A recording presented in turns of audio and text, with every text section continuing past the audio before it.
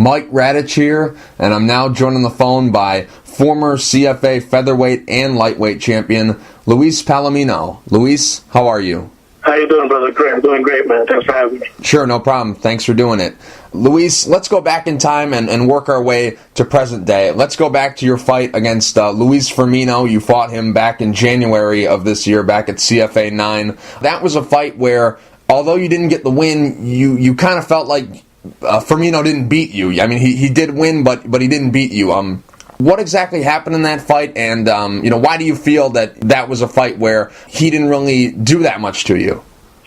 Well, look, I'm not the person to put up, excuses for my losses. I have plenty of losses.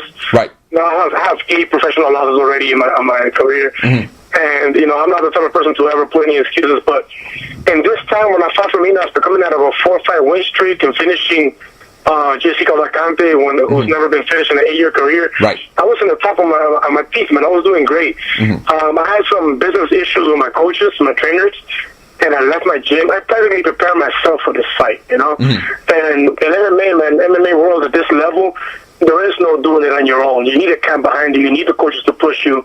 You need a game plan. You need the strength and conditioning. I overdid myself with running. And the day of the fight, I was like 162. Firmino was easily 190, 185. There was no steroid testing, which if you look at Firmino's pictures, when he was a year ago to today, it's two complete different people, There was no type of steroids, no anti-doping. There was no serious preparation the way that we did in the previous fights against him. I was on my own, I was doing everything on my own. And then the guy comes and holds me down. Right. I'll give you wrestling credit when it's due, but his wrestling is not. I've fought better wrestlers than Firmino, and the only difference here was a power difference, the size difference, not being able to get him off me, and him holding me down, and I didn't even come out damaged. I didn't receive any type of damage on the floor, even though he did hold me for at least 4 rounds. He held me, but he didn't do any damage with it. He didn't beat me. He didn't try to finish me. He didn't come nowhere near finishing me. In the fight, I was on top. In one of the struggles, I ended up on top. I was only on top for 15 seconds, and I cut him. In 15 seconds, when he got up, he was bleeding, man. He didn't make nothing like that happen against me. Well, he had me on the floor for like 20 minutes, He knows that 1 out of 100 fights he would win, and that was it. And he will never fight me again. This fight, they're doing the anti-doping, and they told him, and they told me, hey, look, we're going to be testing for steroids.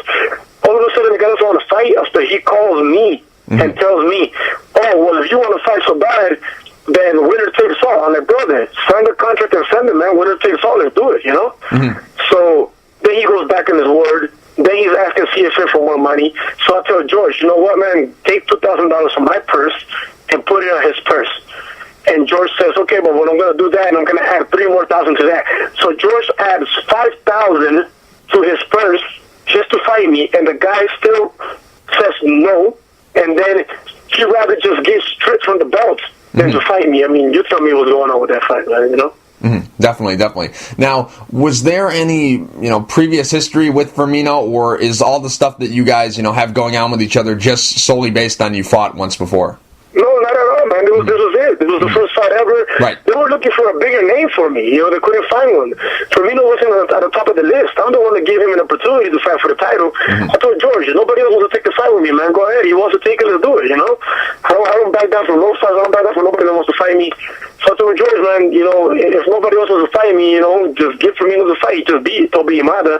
Toby Imada is like the best 155er on your roster, So give me the best, and sure enough, he took the fight, and, the outcome was the outcome, man. It wasn't in my favor, Earlier, you mentioned that you left your team, MMA Masters. You left those guys. You had a little falling out, I guess you would say, with those guys. But if I understand correctly, you're back training with them? Yes, I did a couple. I went out, I visited a couple of gyms. ATT took me in. Open arms, man. I thank everybody from the ATT camp. Coach Laborio, Coach Conan. the conditioning coaches, everybody out there to help me out, the training partners, man, great camp. Sure enough, it was to show when I came back to CFA and I got a first round knockout in 3 minutes against Robert Washington. Mm-hmm. Right. You know, it was a great camp, but the only thing is, MMA Masters has been fighting, since we're based out of Miami, and Coconut Creek is headquarters. Most of the gyms for ATT are in Miami. We've been bumping heads, since the beginning of time, since the beginning of our careers. Right. And them being the most respected and biggest camp, we've been fighting with them so long, it was weird, man, being there, it was... Training with them was great. The camp was great. Everybody accepted me. Not everybody accepted me. Some people, they didn't want to. There was a couple of people there that I fought that I beat before, that right. didn't want to, share their enthusiasm. Right. But, it came to the point where, when I was in the locker room at the George Washington fight, Robert Washington fight, it was a weird feeling, man, because I'm in one corner and watching the guys that I always train with every day for the last couple of years. Fight against the guys that I've been training for the last couple months, and there's a bunch of mixed feelings. I can't root for anybody. I can't, it's like, it was a weird position for me, man. I just didn't feel right. It was the first time I ever leave my camp. It was the first time that I actually leave my camp and go and try out something different. And in the end, man, I'm a very loyal person. Our issues were more business-wise, and it was just hard to deal with. I'm very grateful that it took me in and everything, and everything went great with my fight when I was there. But it just didn't feel right in the end, man. I had to come back home, Just curious, why did you decide to go back there? You mentioned that you had a great camp with American Top Team. Why did you, just decide to break down and say, you know what, even though things are working for me with American Top Team, I need to go back? What exactly was the conversation like with the guys at MMA Masters to bring you back? Well, ATT was a success, man, and our issues, like I told you, were business-wise. It was nothing. It was something that we had to sit down and talk about. And everything was over. It was back like nothing ever happened before, because all the years working with each other, my trainer, Master Cesar Canero, man, he's like a father to me, My trainer, Sensei Daniel's like an older brother, It's, my brothers. When I started, I had no team. I did about 10 fights. I did 10 pro fights with no amateurs. I did 10 pro fights with no team, no sparring partners, no conditioning trainer, no wrestling trainer. All I had was my grappling, my jiu-jitsu coach, Daniel Verde, and my striking coach, Mr. Cesar Canero. I did 10 fights like that, and I always wanted a team, and we built this team. MMA Masters started with me. I was the first one that started there, And now we have all these other fighters coming out of it. We have a couple fighters in UFC, Amanda Nunez, Rick Lamas, Josh Simon. We have, great talent in our gym that is still underrated. And I've seen it all grow with me, It all grew, after me. So it's like everything that you help build, backing you up, it's different than just joining a team. It's a team you build, Were you surprised that, you had these feelings where, you kind of felt like, an outsider at one point, because here you were seeing all the guys that, you had basically seen since the beginning, like you just mentioned, but you were looking at these guys, you couldn't root for them, couldn't do anything. Did you feel like an outsider? And also, did you ever have a moment there where you felt like maybe you would feel like an outsider? Did you ever have a feeling when you were going through this stuff that at one point in time you would kind of, I guess you could say, feel sad that you weren't a part of the team anymore?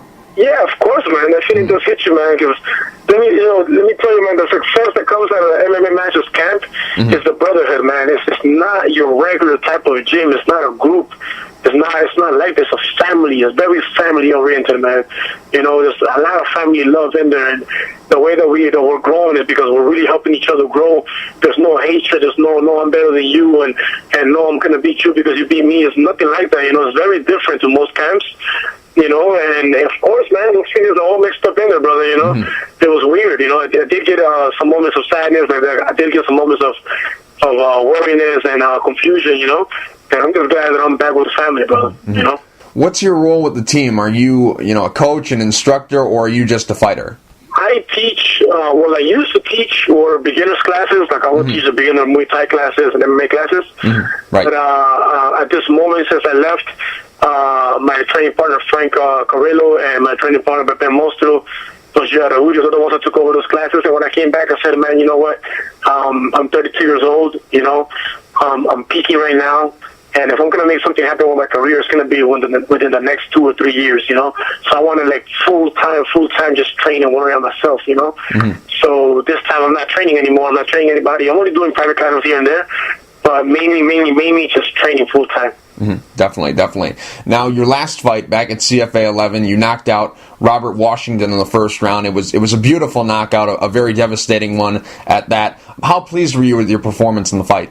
Oh man, I was completely satisfied. You know, it was like it gave me back that feeling where you know it embeds in my head where all I gotta do is touch these people. You know, I've always been told that I got heavy hitter hands, and in the beginning of my career, it was like too much. You know, in the beginning of my career, I believed in them so much that I would risk fights trying to knock people out. But now I've grown and I'm more mature in my game, and I know that I don't have to swing with everything, man. All I gotta do is connect, you know. So that was a reassurance of what I'm really capable of, and you know, it's a really big pickup for myself. You know, I'm back to the old me. You tried out for the upcoming season of Ultimate Fighter, not the one that's going on right now, the next season, the BJ Penn and, you know where I'm going with this, the BJ Penn and Frankie Edgar season. You tried out for that season of the Ultimate Fighter. Just curious, why did you try out for the season of the Ultimate Fighter? Because it's a 185 season and you fight at 155. That was actually funny, right? Because the very, very truth is Gio Araújo, my Ben Moss was more than ready for UFC. He's my training partner, my brother. And I went over there to support him. I didn't want him going over there alone, you know. Our coaches were busy getting people ready for the fight that same weekend. So I said, look, you know, I'm going to go with Gio over there, help him out. They'll do the mid work with him because, you know, in the trials is a grappling session for 2 minutes, then a couple of minutes of mid work, and then your interview, you know. Right. So I said, I'm going to go, you know, give us some support. But then I was there. I'm here, you know. Why not do it, man? You know, at the moment I'm weighing 180. So I'm like, I put on all these heavy clothes and my phone and my wallet and everything in my pocket. I weigh in 184. and I go straight in and I try out.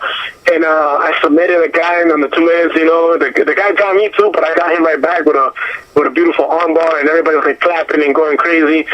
And then the midwork came in, and, you know, forget about it. That's my game, you know. I'm a stand-up fighter, you know. And Joe Silva didn't call my name for the interview, so everybody's just sitting down, you know, and I walked straight up to him. I'm like, hey, are you sure you didn't drop my paper out there somewhere?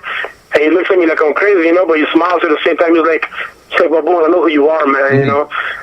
You fight 145. And I'm like, nah, man, I'll fight 155. So he's like, yeah, and then there's 170, and then there's 185. You know you're too small for this weight class. And I'm like, nah, man, I'm just here to help out my brother, you know, about Gio Araújo, man. It's cool. And it was a great laugh. It was a great experience, man. I was just really going there for my brother, and, you know, I'm there. Why not try, you know? It doesn't hurt.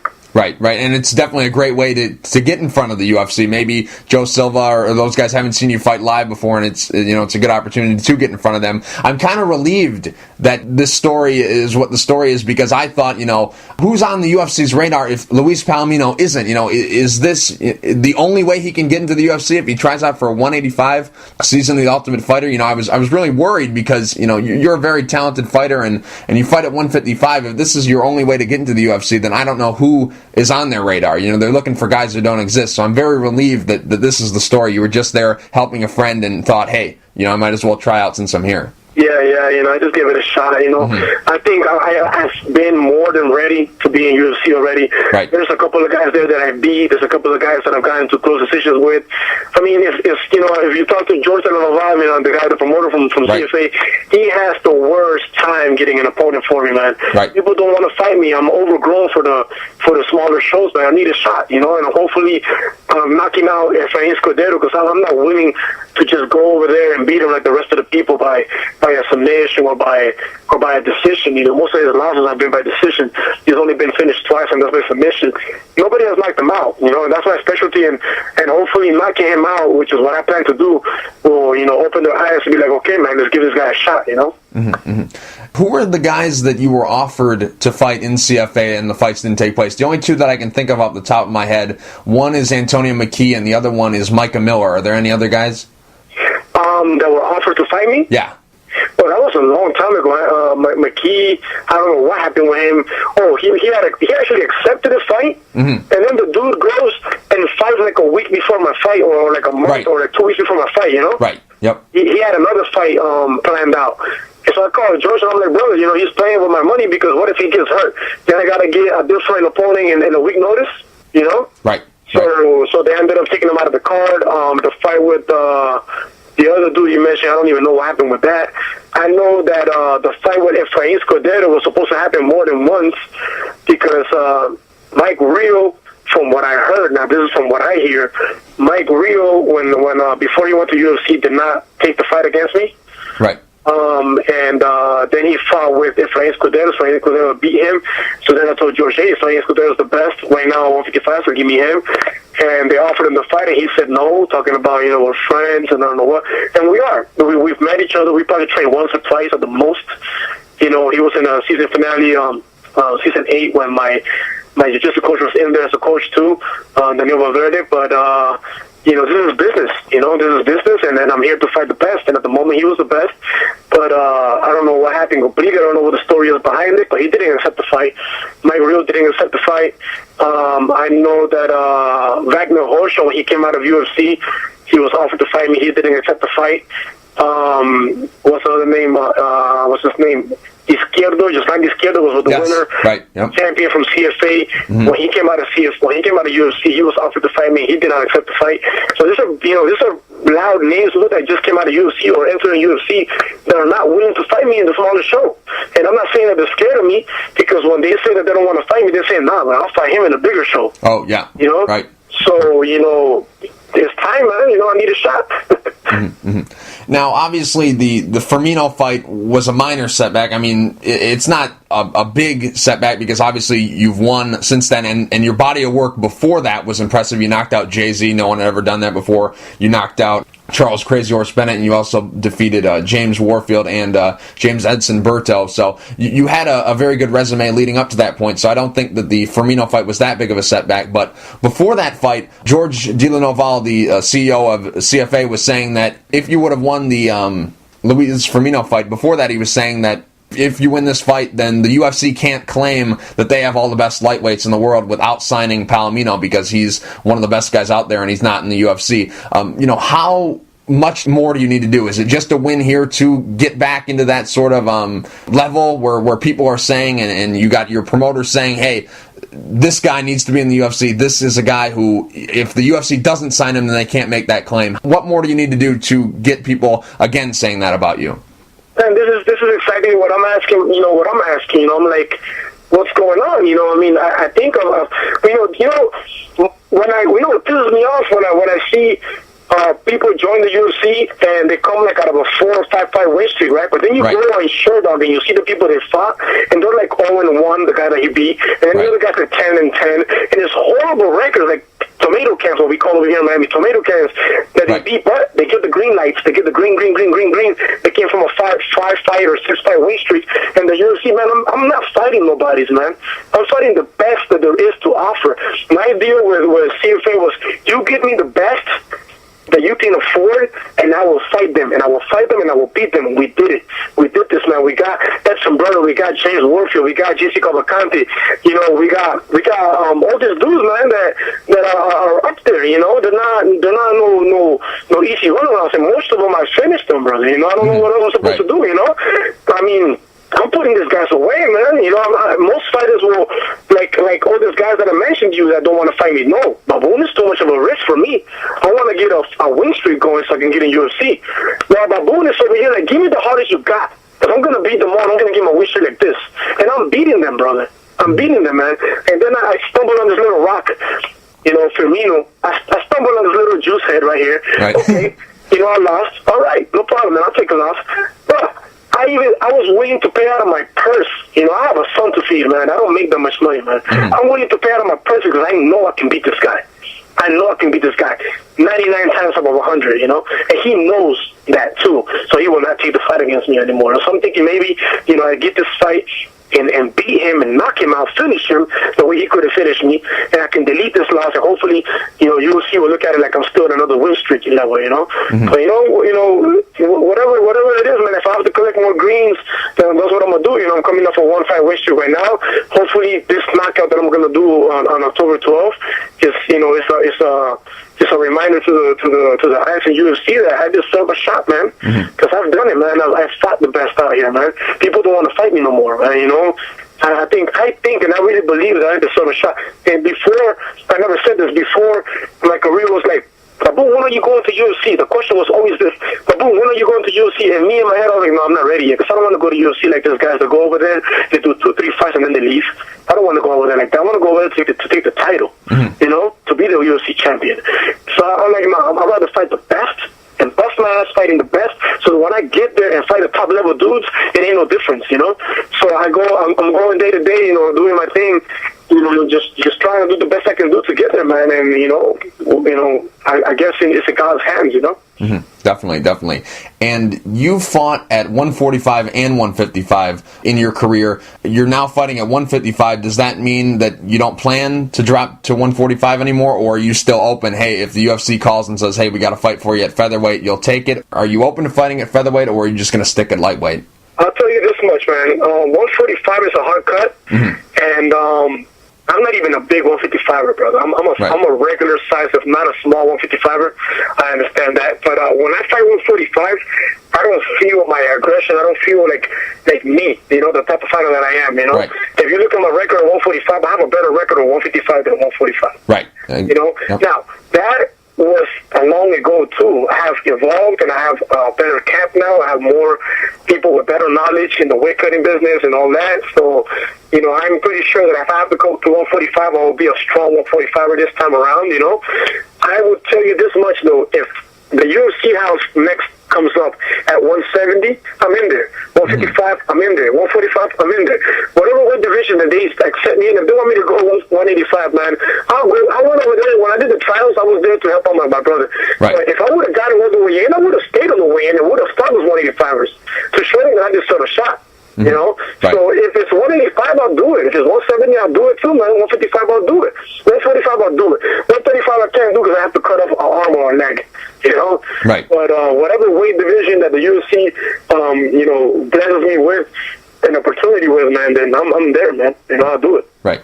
That's one thing I always found interesting about your career is you're actually better at the higher weight class. You know it. You just said you are better at 155, and I believe it. I agree with you that you're better at the higher weight class, which is surprising because in this day and age of all this weight cutting and you need to be down at a weight class where you have an advantage, the size advantage and all that. What is it about fighting at 155 that makes you better than fighting at 145? Is it because you're not having to cut all that weight and you're not so much drained? Is it that extra 10 pounds you have a little bit more power? What makes you better that you're fighting at a higher weight class? Yeah, definitely. Is that at 145, I have to do a serious diet. I have to be in a diet for at least 6 to 8 weeks minimum, to be able to make the 145.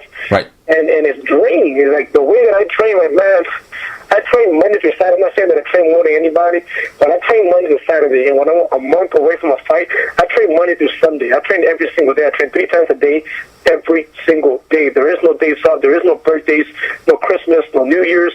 There's nothing like that for me. I do my training, then I'll go celebrate whatever it is that has to be celebrated. But I don't miss a day of training unless I'm hurt. If my knees hurt, I'm hitting the bag. If my hands hurt, I'm doing kicks. If whatever, so I'm always finding out something else to do. When I fought Crazy Horse, I tore my MCL 2 weeks before the fight. You know what I did? I sat on a bench, strapped to a bench, and I did mitt work sitting down on the bench. I did sparring sitting down on the bench, and I went and I knocked him out. That's how I fought Crazy Horse with a torn ligament. The way to cut to 145 for me is a little too much. At 155, I'm walking around 170 pounds, man. 172, 173, 175. The only time that I got him up to 180 was after losing to Firmino because I said, man, the weight difference was too much. So I started working on powerlifting and growing, so I got to 180. And that's the heaviest I've ever been, But when I fight 155, I'm naturally walking around 170, 172, the biggest. The 17 pounds, 15 pounds, that's nothing. I can eat normal during my whole training camp, heal normal, recover normal, and only like a week or two of a little bit of of a strict diet, and I'm there, man. I'm there in weight, and I feel completely there, completely alive. My aggression completely there. I feel alive. At 145, I don't feel the same. We're a little bit under a week out from your fight at CFA 12, and you just mentioned that you don't take days off, you don't rest, you just hit it hard 3 times a day, regardless if it's Christmas, New Year's, any of that, you're hitting the gym real hard. Now that it's fight week, what will you do? What exactly is your schedule? And you don't have to travel, you don't have to do anything of that, so what is your routine when you're fighting at home? Well, right now as we're speaking, I'm in the car. I just left my gym.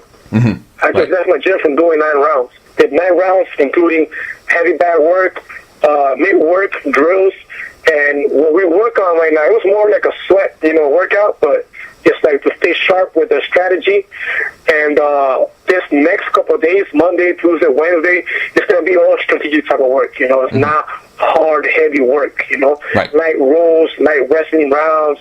It's mostly strategic and just keep the sweat going and dropping weight. But no more sparring, no more heavy nothing. Everything is very light, very light workouts. Definitely. Now you're going to be taking on Efrain Escudero October 12th at CFA 12. What are your thoughts about him as an opponent? Man, I think Escudero's a great fighter, man. Complete fighter.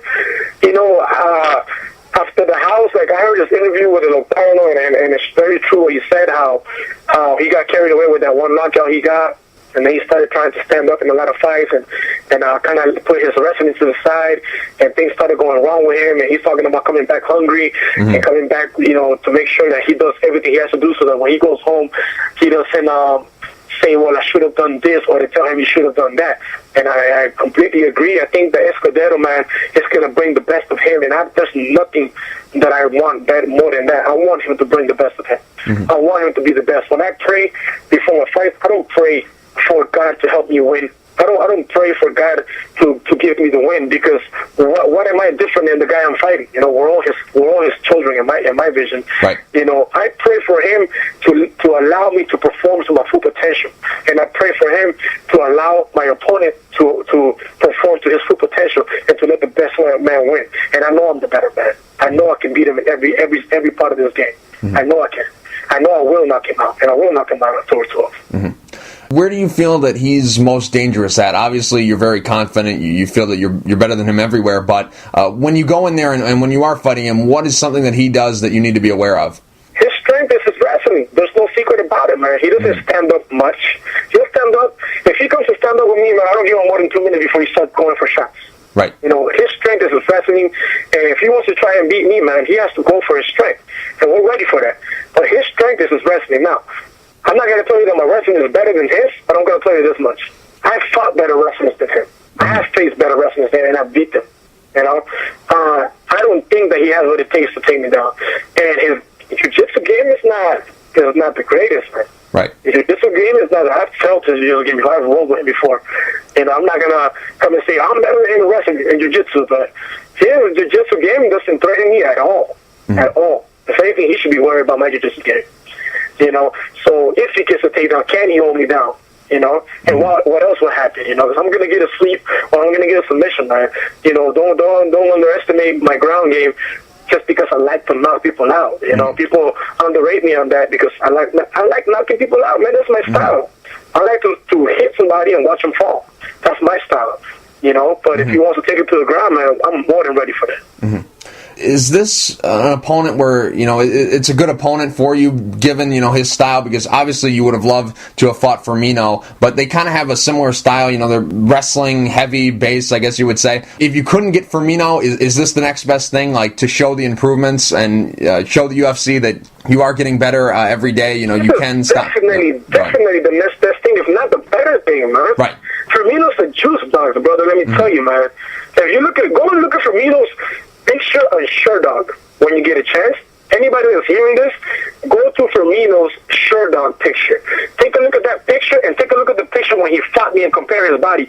Nobody's body changes like that in 1 year. Nobody's body can change like that in 1 year without taking some type of drug, man. Firmino knew that he was going to be tested and didn't want to take the fight against me. Firmino beating me was a strength issue. It was not no skill issue, man. I believe that Efrain's a better wrestler than him, and he has more stand-up than Firmino. Firmino don't got no stand-up compared to Efrain. Efrain has better stand-up than Firmino. I think Efrain Escudero is a tougher fight Palomino did. Mm-hmm. Definitely.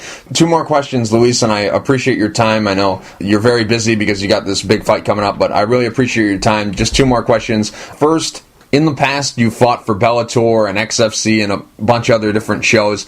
At this point in time, are you only interested in fighting for the UFC or CFA? Yes, that's definitely right, man. I mean, after this fight here, I'm not signing no multi-contracts with anybody. I can tell you that much. I need to get in UFC, man. I'm 32 years old, man. You know, I'm peaking right now, and I need my shot. And I think I've earned my shot.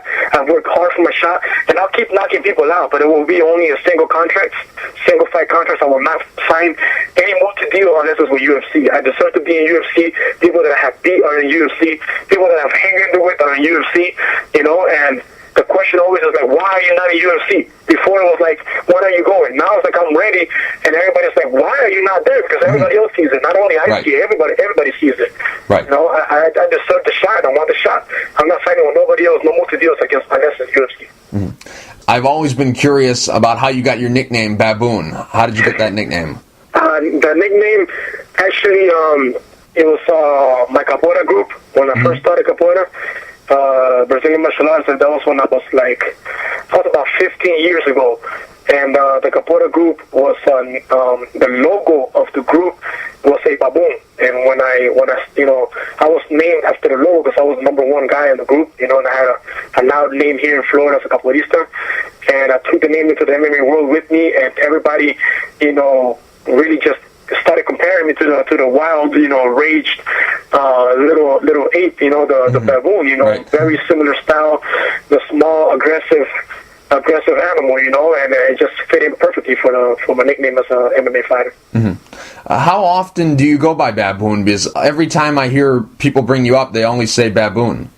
Yeah. The only ones that don't call me Baboon are my family or friends that I went to high school with that know me as Luis, But basically everyone that is not like family, as in like my sisters and brothers and my mom. Mm-hmm. Rather than that, it has to be like a very, very old friend to call me Luis. Everybody else calls me Baboon. Everybody calls me Baboon. Mm-hmm. That's the name. it has stuck with me forever. Well, Baboon, real quick before I let you go, do you have any sponsors you'd like to thank, and is there anything you'd like to say to the fans? Yeah, well, I'd like to thank Massages in Space, my massage therapist, Miranda, man. She does miracles with my body. Marco Fermi, my conditioning coach, Master Cesar Carneiro, Sensei Daniel, MMA Masters, my main sponsor, as they take care of me in every aspect of the business. Hugo Florido, my attorney. Rather than that, man, to the fans, don't miss this. If you heard of me, if you heard of me and you see me fight before, you know what I bring. If you haven't, look me up. Luis Palomino on YouTube, Facebook, Instagram, Twitter. Look me up and you will see me. I'm a knockout artist. I will do anything in my power to get a knockout. I'm an aggressive fighter, and it's going to be an exciting fight, and I will get my knockout October 12th. Luis, thank you for taking the time to talk. I really appreciate it. Good luck October 12th at CFA 12 against Efrain Escudero. Thank you very much for having me, brother. Really appreciate it.